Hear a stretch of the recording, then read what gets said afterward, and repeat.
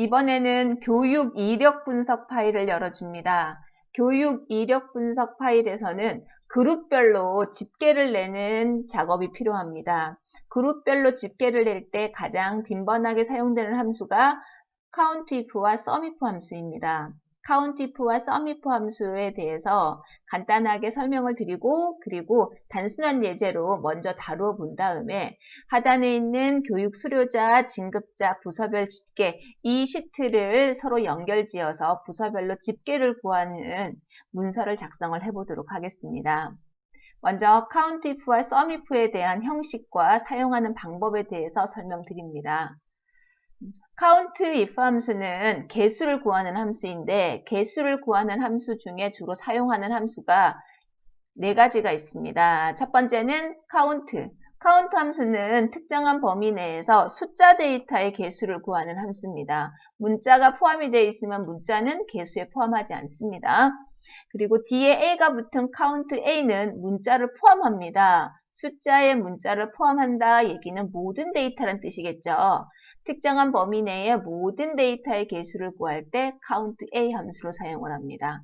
이 두 개의 함수는 가로 안에 범위만 지정하면 되기 때문에요. 굉장히 간단하게 쓸 수 있는 함수랍니다.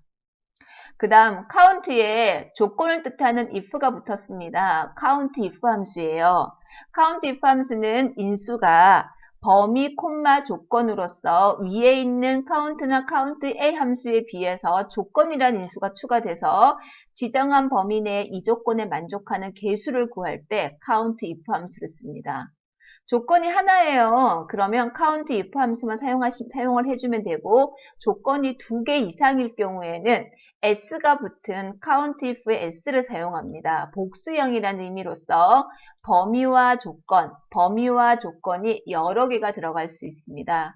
127개까지 들어갈 수가 있는데 그렇게 많이 쓰진 않더라도 여러 개의 조건에 동시에 만족하는 데이터의 개수를 구할 때는 복수를 뜻하는 s가 있는 countIf의 s 함수로 사용을 합니다.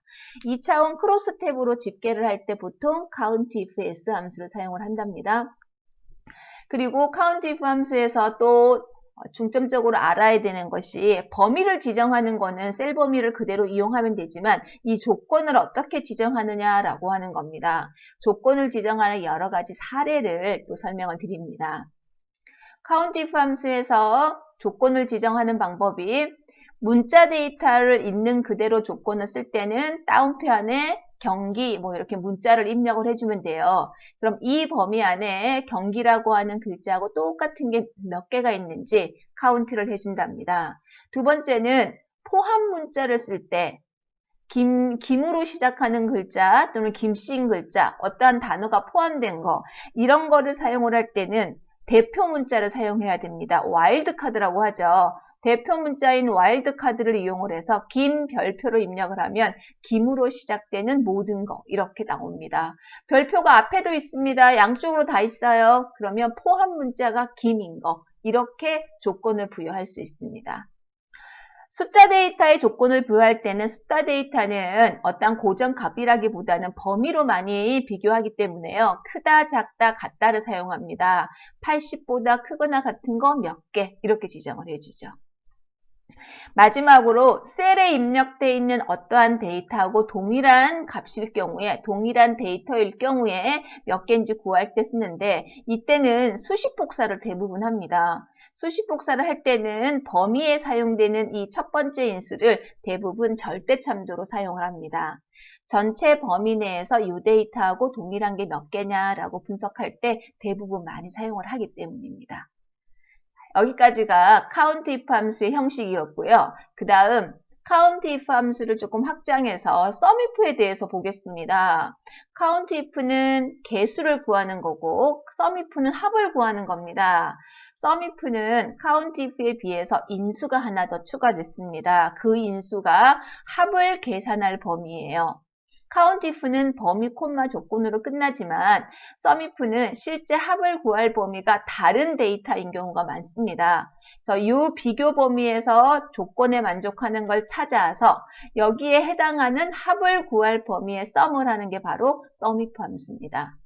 이 함수에서 주의하셔야 될 점은 이 비교 범위와 합을 계산할 범위에 셀의 개수가 동일해야 됩니다. 예를 들어 비교 범위에 지정된 셀의 개수가 40개다. 그럼 합을 계산할 셀의 범위도 40개여야 돼요. 비교 범위에 설정한 셀의 개수가 A열 전체인데 합을 계산할 범위는 50개밖에 안 된다. 그럼 매치가 되지 않는 겁니다. 에러가 나거나 엉뚱한 데이터가 나옵니다. 두 개의 범위는 셀의 개수가, 범위의 개수가 동일해야 됩니다. 그리고 수식을 복사할 때 대부분 비교 범위와 합을 계산할 범위는 절대참조로 사용합니다. 동일한 범위 내에서 조건만 바꿔가면서 그 그룹별로 합이 얼마인지를 집계내는 경우가 대부분이기 때문이랍니다. count if와 sum if 함수의 인수나 형식이 조금 이해가 되셨는지요? 이 두 가지 함수를 이용을 해서 엑셀의 시트에 반영을 해보도록 하겠습니다. 4월 고객별 구매 금액 내역이라고 왼쪽에 있는 표 데이터를 이용을 해서 오른쪽에서 거주지별, 고객 구분별 집계를 내보도록 하겠습니다. 먼저 거주지별 인원수를 구하겠습니다. 거주지별 인원수를 구할 때는 거주지라고 하는 D열의 이 범위에서 인천이라고 하는 글자가 몇 개 있느냐라고 하는 걸 집계를 하게 되면 거주지별 인원수가 나오겠죠. 함수는 count if 함수로 사용을 하고 사용할 범위는 거주지의 범위입니다. 그리고 조건은 I열에 입력되어 있는 인천, 서울, 부산, 대전, 대구를 하나씩 바꿔가면서 조건으로 쓰면 돼요.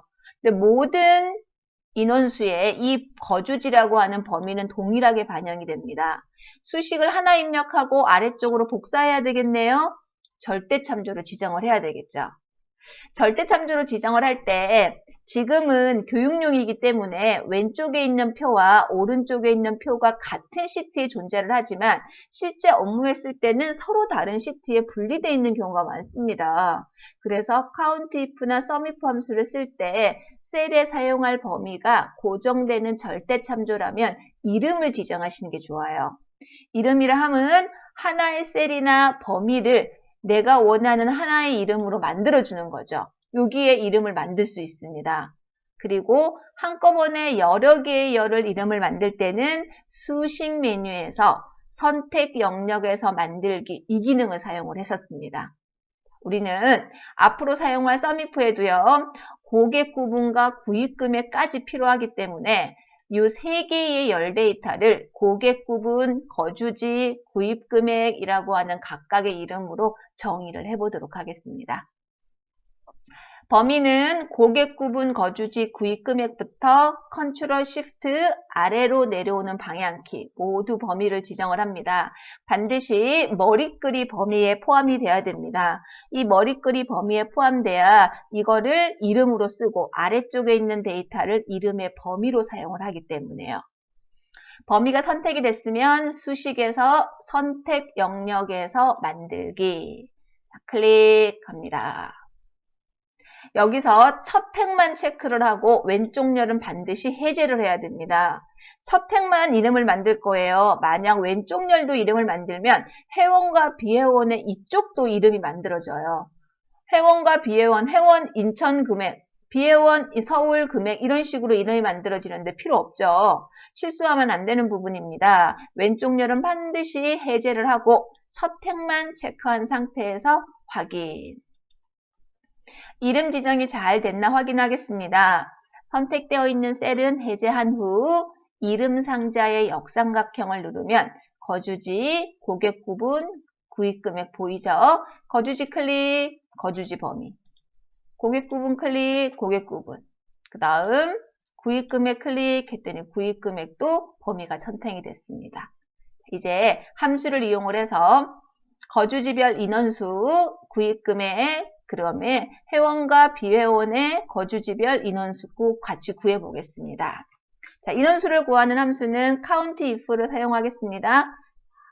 count if COU 입력하니까 count if가 보이네요. 마우스로 이용할 때는 더블 클릭하시면 되고 키보드를 이용할 때는 방향키로 이동을 한 다음 키보드의 탭키를 누르면 지금처럼 함수 이름과 가로가 자동 입력이 됩니다. COUNTIF에서의 범위는 이름을 지정해놨죠. 거주지, 콤마. 그 다음 조건은 바로 옆에 열에 있는 인천을 써야 되는데 수식이 길어서 보이질 않습니다. 가려버렸어요. 이렇게 수식을 입력하는 도중에 셀이 클릭이 안 되는 상황이 발생을 한다면 위에나 아래쪽에 있는 셀을 클릭하고 방향키로 이렇게 내려옵니다. 그리고 가로 닫고 엔터 누르면 12명 나오죠. 수식은 거주지 콤마 I4. 거주지라고 하는 범위에서 I4에 입력되어 있는 글자와 동일한 게 몇 개냐 이렇게 집계를 냈습니다. 더블 클릭으로 복사. 자, 이번에는 구입금액 구하겠습니다. 구입금액은 SUMIF예요. SUMIF.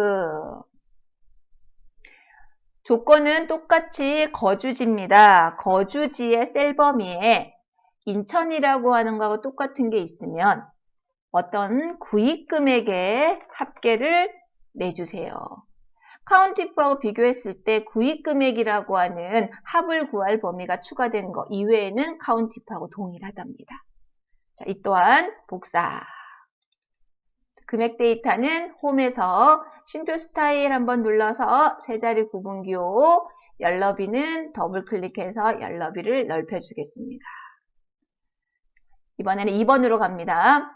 고객 구분과 거주지별 인원수예요. 거주지가 인천이고 고객 구분이 혜원인 경우입니다. 조건이 두 개죠. 인원수를 구하는데 COUNTIF로는 안 되고 S가 붙은 복수형 조건을 써야 됩니다. COUNTIF S를 사용을 할 때는 혼합 참조를 이용을 해야 됩니다. 인천과 그다음 혜원이라고 하는 게 조건으로 사용을 하면서 각각 열고정, 행고정의 혼합 참조가 들어가야 되고 하나의 수식이 아래쪽으로도 복사, 오른쪽으로도 복사해야 되니까 범위를 미리 지정한 후에 컨트롤 엔터로 입력하는 게 훨씬 편하겠습니다. 범위를 먼저 지정을 한 후 수식은 COUNTIF S로 하겠습니다. 복수형 조건이니까요. 거주지가 인천이란 셀이 안 보입니다. 위에 셀 클릭해서 아래쪽으로 내려옵니다. 상대 참조를 잡으면 안 되고 행렬을 크로스하는 수식이기 때문에 혼합 참조를 잡아야 되는데 I라는 열을 고정할 건지 13이란 행을 고정할 건지는 내가 사용할 모든 거주지가 어디에 있나 봐요. 전부 다 I열에 있죠. 그럼 I라는 열을 고정해야 됩니다. F4를 한 번, 두 번, 세 번 눌러서 I열 고정. 자, 이 조건에 만족을 해야 되고 두 번째는 고객 구분이라고 하는 셀 범위에서 혜원이라고 하는 글자하고 똑같은 겁니다. 혜원은 사용할 데이터가 회원과 비회원 두 가지인데 모두 10이라고 하는 같은 행에 있습니다. 그래서 이번에는 10이라는 행을 고정하기 위해서 F4를 두 번. 자, 가로 닫고 컨트롤 키와 엔터. 컨트롤 키와 엔터를 동시에 누르면 한꺼번에 계산이 되죠. 크로스에서 수식을 입력을 할 때는 이렇게 컨트롤 엔터로 입력하는 게 훨씬 더 편하답니다. 자, 세 번째, 고객 구분별 집계도 해보겠습니다. 고객 구분별 집계는 SUMIF입니다. SUMIF 조건은 고객 구분이라는 셀 범위, 이름을 지정해 놓은 부분에서 뭐하고 같은 거, M4와 똑같은 거, 여기 회원이라는 글자가 입력되어 있는 셀입니다. 지금은 크로스 복사가 아니기 때문에요. 상대 참조 써도 괜찮습니다. 그리고 구입 금액의 합계를 내주세요. 아래쪽으로 더블 클릭, 쉼표 스타일로 콤마 세 자리 구분기호 표시하겠습니다. 이렇게 해서 고객별, 거주지별, 고객별 구입금액 내역표를 이용을 해서 여러 가지 유형의 집계표를 완성을 했습니다. 지금 학습했던 SUMIF와 COUNTIF 함수를 이용을 해서 다음 단원에서 교육 수료자, 진급 대상자, 부서별 집계표에 3개의 시트를 서로 연동을 해서 집계표와 분석표를 만들어 보도록 하겠습니다.